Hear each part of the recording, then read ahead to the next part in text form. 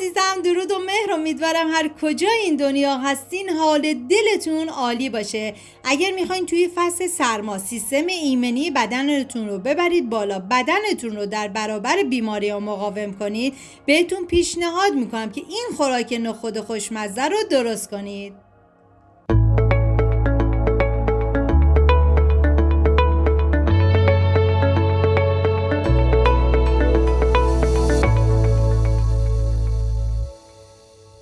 مواد لازم: نخود، پیاز، سیر، آرد، سیب زمینی، شوید و جعفری تازه. ادویه هم شامل نمک، فلفل قرمز، زردچوبه و پودر گشنیز هستش.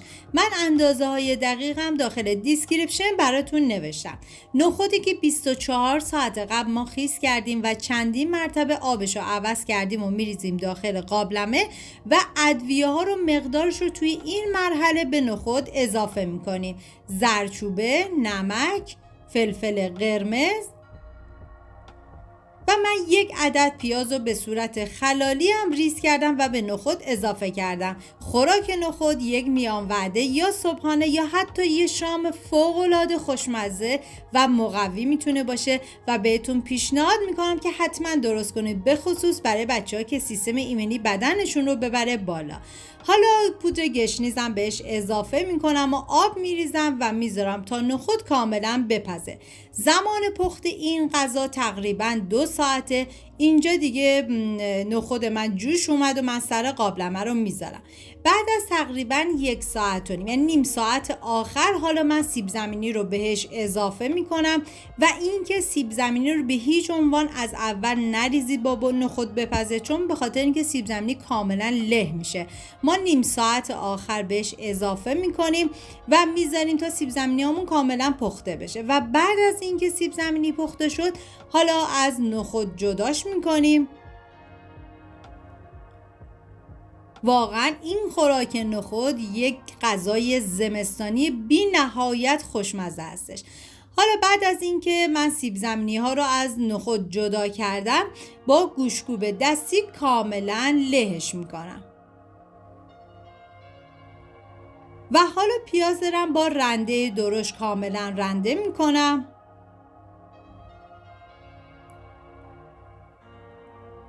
سیر رو هم رنده ریزش میکنم. بعد از اینکه این مواد آماده کردیم و میذاریم کنار، داخل تابه کره حیوانی اضافه کردم. بعد از اینکه داغ شد، پیازی که رنده کرده بودم و بهش اضافه میکنم، هم میزنم و میذارم پیاز با حرارت کم کاملا سرخ بشه.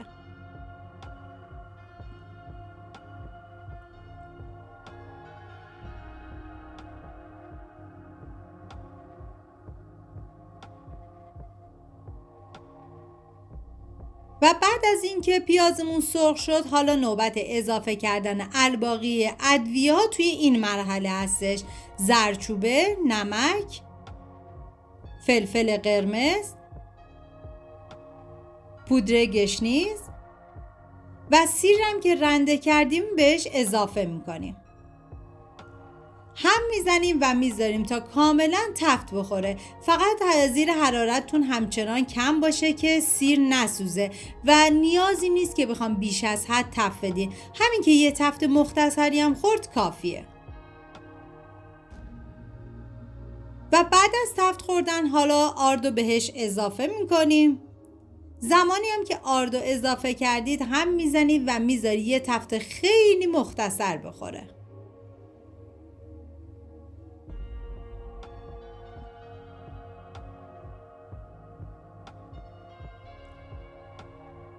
و حالا سیب زمینی هایی که ما کاملا پورشون کردیم و به پیاز اضافه میکنیم، هم میزنیم تا کاملا با هم دیگه مخلوط بشن و سیب زمینی هم تفت بخوره.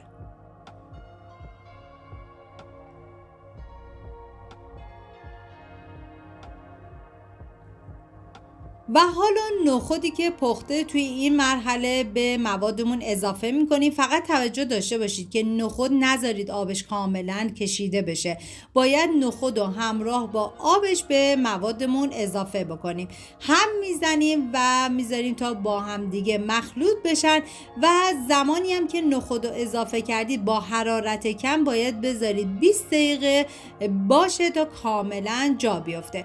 حالا من اینجا هم میزنم و بعد از اینکه با هم دیگه ترکیب شدن حالا جعفری و شوید تازه رو بهش اضافه میکنم.